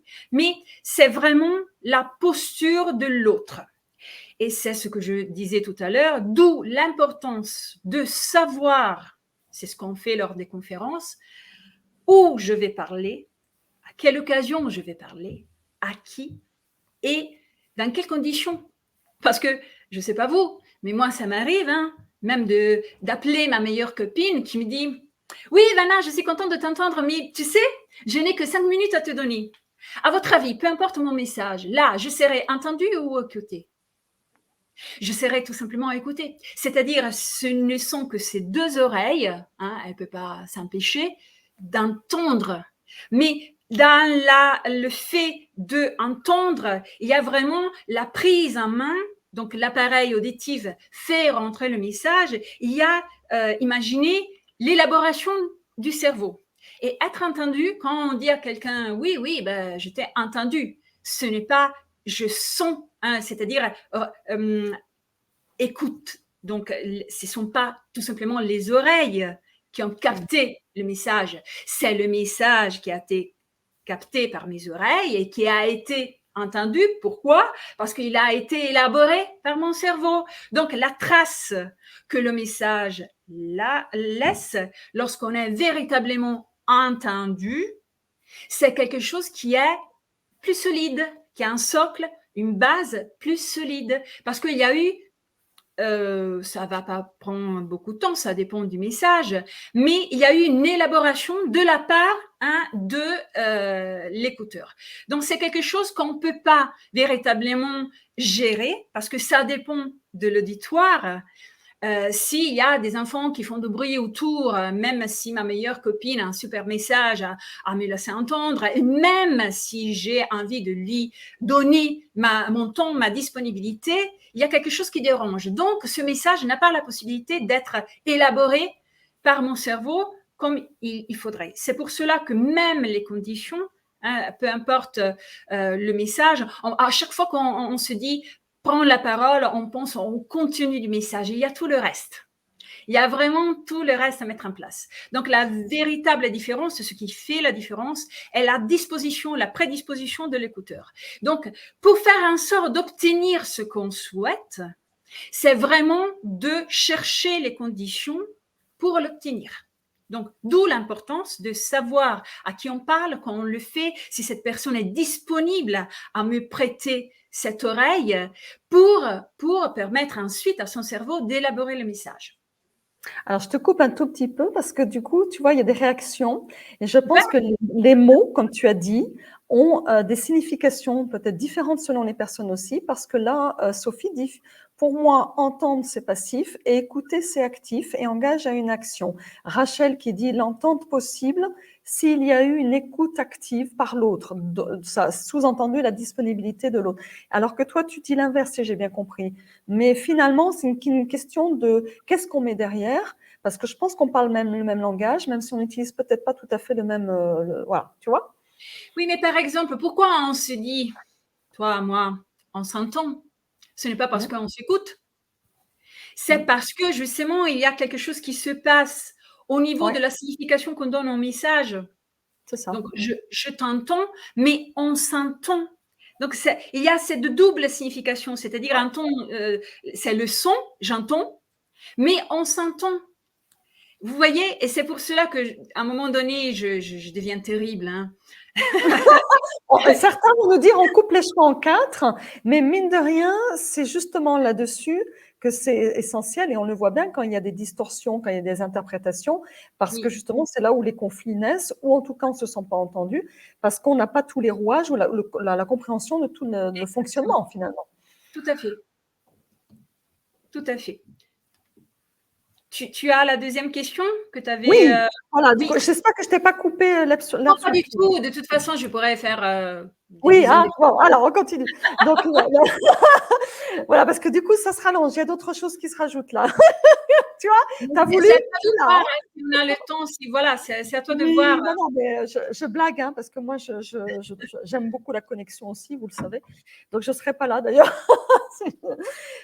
Cette facilité de prise de parole, donc Amélie dit, est liée, enfin, elle pose la question, mais enfin, c'est sous-entendu, est liée à la confiance en soi. Oui. Pourquoi, au début de mon intervention, je vous ai parlé de la méthode Montessori? Pour vous dire que déjà, quand j'avais 4 ans, je commençais à m'adresser aux autres avec peut-être un langage différent d'un bébé. À la crèche, à la maison, je jouais tout simplement. Et j'avais cette liberté inouïe, aujourd'hui je me rends compte, de faire les choses, de pouvoir les refaire, de pouvoir les défaire à ma guise, de prendre mon temps. Il y avait personne, même pas ma sœur, qui était petite fille comme moi, qui venait me dire non, c'est pas comme ça. Je vais vous dire une chose. J'aime beaucoup dessiner. Quand j'étais petite, j'ai commencé à dessiner très très tôt. Et malgré le fait d'avoir eu la chance de grandir à la campagne, donc j'avais une super maison avec un super jardin, je voyais très très bien la couleur des fleurs. Mais lorsque j'étais moi toute seule face à ma feuille de papier, les fleurs avaient une tige verte avec les pétales verts. Et je savais pertinemment qu'il y avait toute une palette de couleurs. Personne n'est venu juste une fois, vu que je souffre et je souffrais depuis l'enfance de strabisme. Ma mère, une seule fois, m'a posé la question, est-ce que tu vois bien les couleurs? Parce que j'avais ce défaut optique. Mais personne ne m'a dit, écoute, tu vois pas là c'est du rouge, c'est du violet, c'est du rose, c'est du blanc. Pourquoi? Il n'y a pas des fleurs qui sont vertes, qui ont des pétales verts.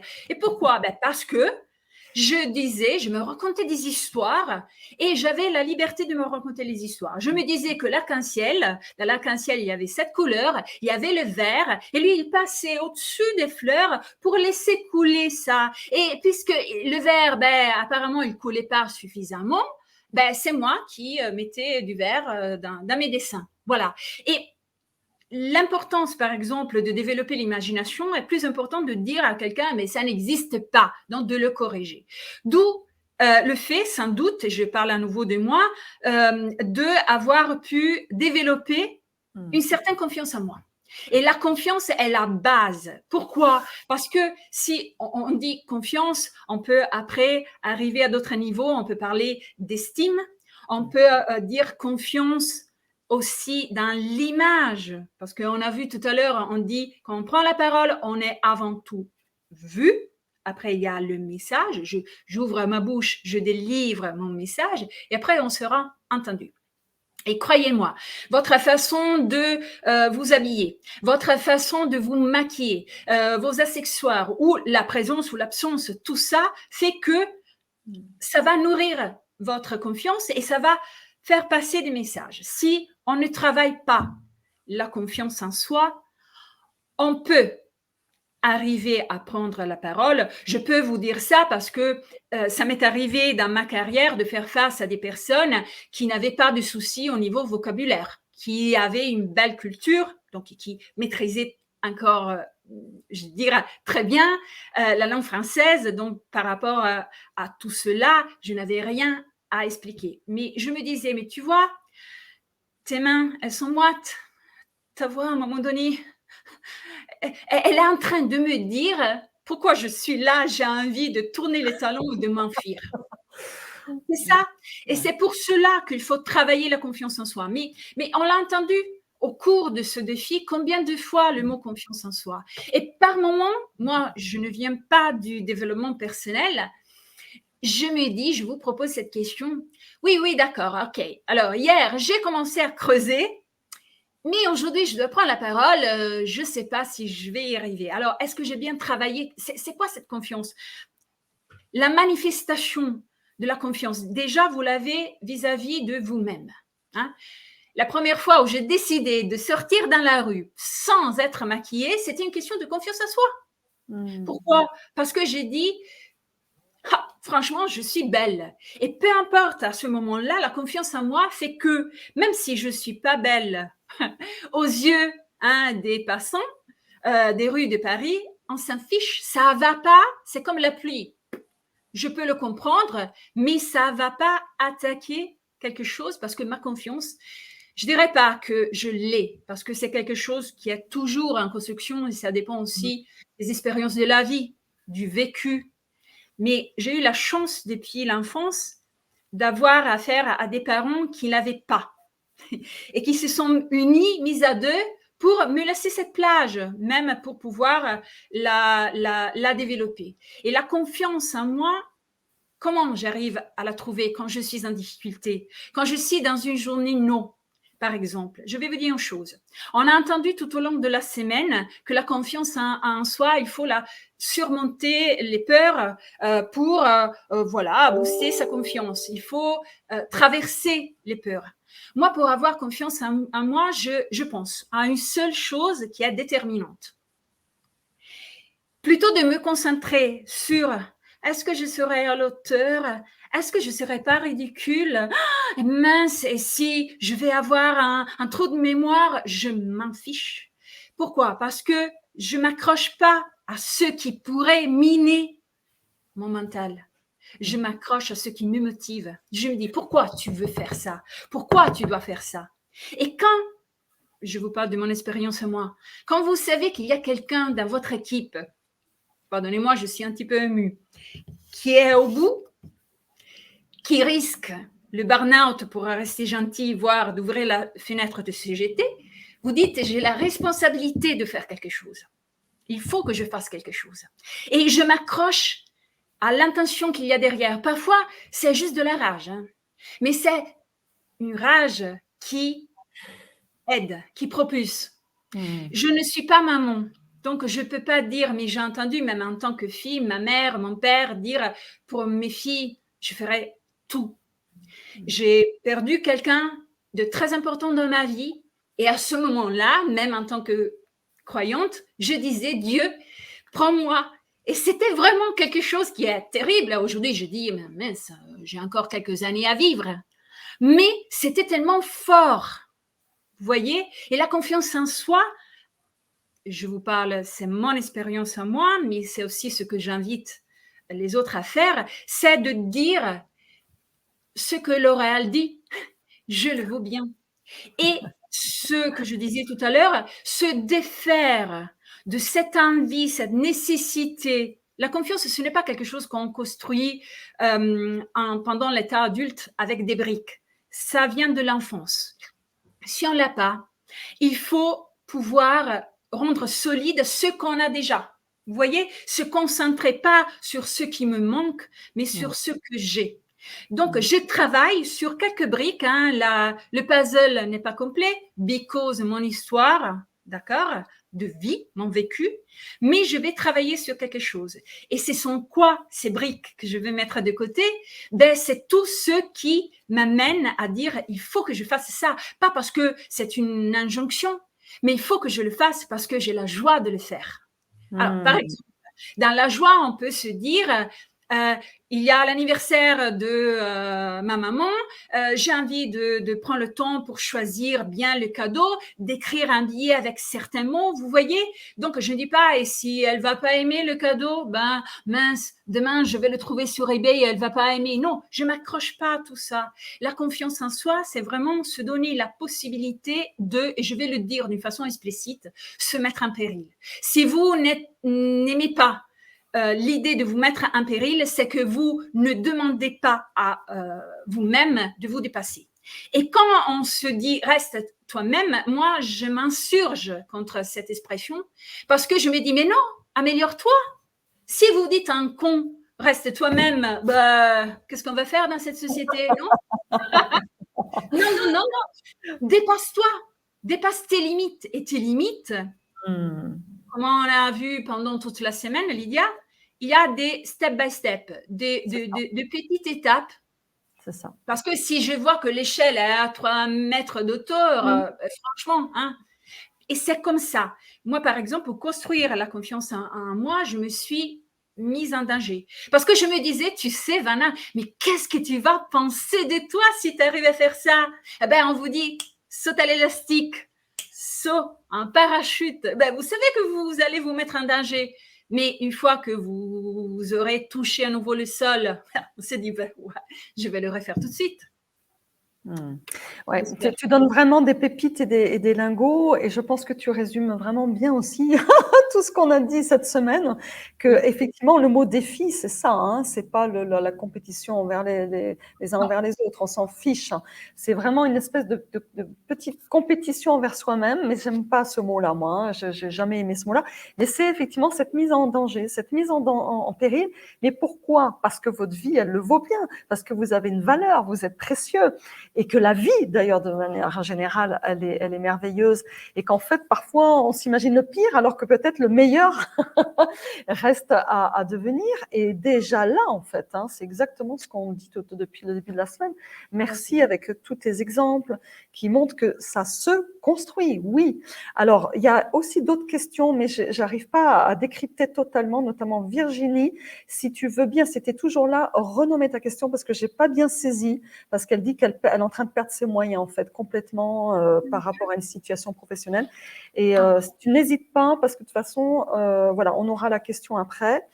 Et par contre, je trouve ça intéressant que je te livre la réponse, les réponses à la question que tu avais posée. Oui. De s'imaginer, justement, hein, dans ce devenir, si on s'emparait de cette prise de parole, si on avait cette capacité de prendre la parole, comment ça ferait dans nos vies? Donc Sophie, elle a dit, j'incarnerai mes missions de vie, professionnelles et privées, dans la joie, tu as parlé de la joie, et le voyage. Amélie qui a dit, je pourrais être à ma place sans douter, et m'en servir comme une arme, donc elle a bien retenu le mot, pour toujours avancer et rencontrer les bonnes personnes. Alors, il y a eu d'autres choses depuis que je n'ai peut-être pas lu, mais en fait, ça va dans cet esprit-là, hein, parce que du coup, tu as encore aussi… Alors, tu as des remerciements. Hein. Merci, Vanna, je pourrais t'écouter et t'entendre des heures, dit Julie. Voilà. À la limite, on peut faire 1 heure. Hein. Vous profitez du cadeau, c'est ça. Vous me soumettez la situation. Voilà, je pense que c'est l'invitation que j'avais à leur faire, mais tu vas le faire. Oui. Vas-y, je t'en prie. Non, c'est sûr. C'est-à-dire, lorsqu'on parle de quelque chose qui est concret, on se dit, mince, qu'est-ce qu'il faut que je fasse? Alors, évidemment, il y a des personnes qui vont vous dire, jette-toi à l'eau, dans l'improvisation. Mais s'il y a vraiment un enjeu, par exemple, voilà, l'entretien d'embauche, ben, je veux obtenir ce poste, ou encore l'augmentation, ou encore la réunion, ou encore, je sais pas, vous avez besoin de lever des fonds, je sais pas. Les occasions, dans tous les cas, de la vie perso et professionnelle sont très, très nombreuses. Lorsqu'on se focalise, vous en choisissez une, et on va travailler sur vos axes. Parce qu'il y a des personnes, par exemple, qui sont très mal à l'aise parce qu'il y a, d'une façon intime, le reproche. J'ai pas fait des études, Vanna. Ah, j'aimerais bien. Écoutez, vous êtes en train d'entendre parler de la parole quelqu'un qui a étudié le français comme langue étrangère. Je suis pas suisse, je suis pas belge, je suis pas luxembourgeoise, je suis pas, je sais pas, tunisienne ou québécoise. Donc, j'ai étudié le français et après j'ai étudié le chinois, hein, pour vous dire que tout est une langue étrangère. Je suis arrivée en France en me disant, c'est normal que je puisse avoir envie de travailler à la radio.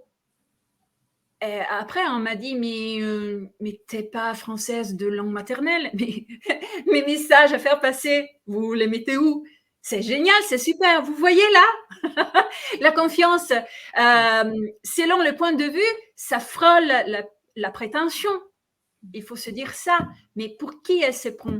Ben, cette façon de développer les choses est venue parce que à un moment donné, j'ai eu des barrages. Il y a des personnes, je vous livre ça. J'étais en entretien d'embauche. Peut-être ça va parler à quelqu'un qui a vécu cette expérience. Poignée de main, donc on s'assoit. Je dis bonjour, merci de m'avoir accueilli. Donc j'étais dans la politesse, voilà, et j'étais là. Et la première chose que cette personne, bac plus 32, m'a dit, ou 42 à peu près, m'a dit, dites donc, il cherchait mon nom, mon prénom, parce que il avait même pas lu mon CV, mais c'est pas grave. Vous n'avez jamais essayé de perdre votre accent? Parce que là, vous postulez pour une place en communication. On a des collaborateurs, des clients qui viennent à droite, à gauche, voilà. Et là, j'étais pas prête parce que j'aurais jamais pensé d'avoir à répondre. C'est quand on vous dit, ça te dit pas de devenir blonde, ça mine votre identité. Alors là, pour revenir à Amélie, la confiance en soi. Alors, plutôt de dire oui, j'essaie de le corriger, cet accent, je dis mais je pourrais plus me regarder dans la glace, pardon, si j'avais à le perdre. C'est tout mon charme. Alors, c'est pas bien de dire ça de soi-même si vous voulez, mais face à quelque chose que j'arrivais pas à comprendre s'il s'agissait d'une provocation, justement, parce que l'entretien d'embauche, il y a aussi des questions un petit peu provocatoires, ou si c'était vraiment le fond de sa pensée, mais la plus vraie. Quand les enfants, quand ils disent les choses sans tact et sans diplomatie, tout simplement parce que c'est leur ressenti, leur pensée. Et en sortant, je me suis rendu compte que ça m'avait affectée. Parce que j'ai dit, mais mince, Vanna, alors tu arrives avec l'ouverture des possibles, n'est-ce pas, Lydia? Et là, ça commence à devenir comme ça. Et alors, où est-ce que je trouve ma place? Parce que, en effet, la chose la plus blessante, même quand on a une certaine aisance, c'est de constater que tout ce que vous pensez être une qualité ne sera pas, dans certains contextes ou dans certaines situations, considéré comme quelque chose de vertueux.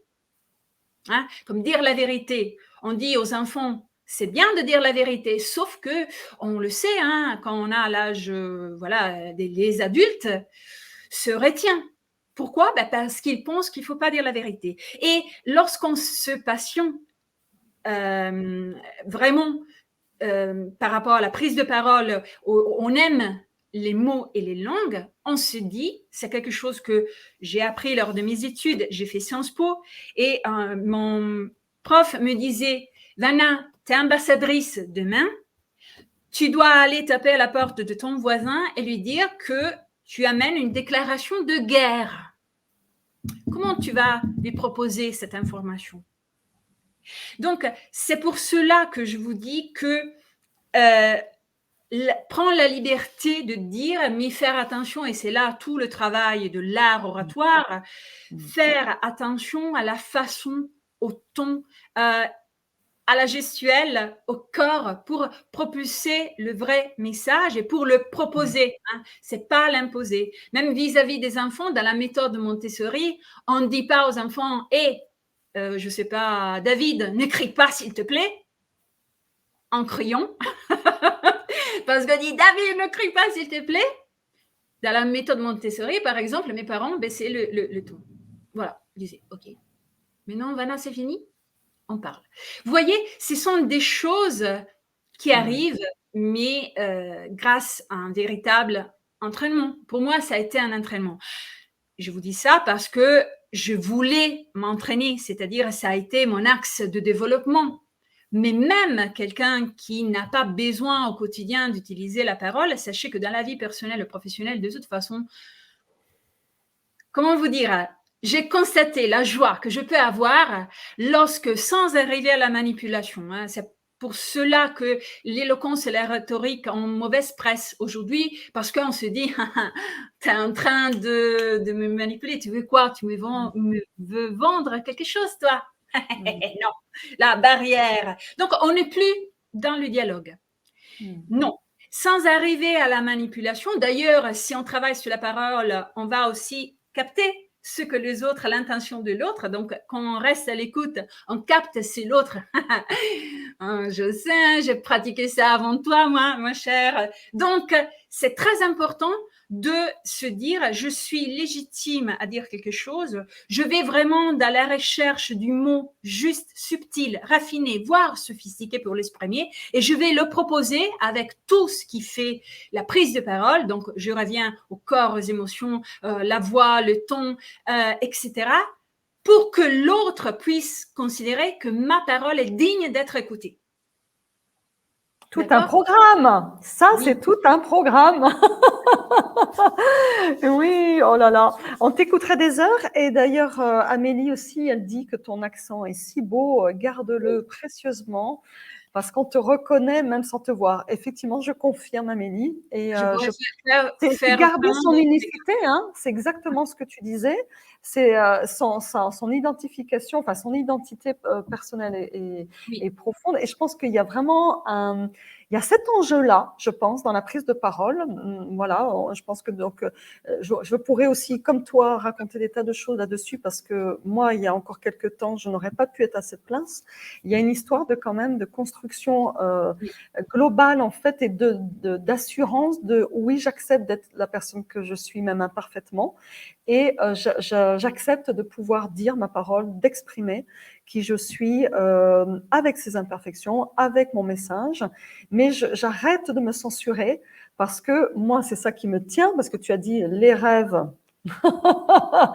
de bien les avoir devant, j'ai bien compris, et je pense que c'est ça qui nous tire, hein, toutes tes expériences que tu as exprimées aussi, c'est ça qui te donne la niaque, qui te donne la rage, qui te donne envie effectivement de dépasser même tous ces freins, même sociétaux, qui effectivement des fois nous engluent.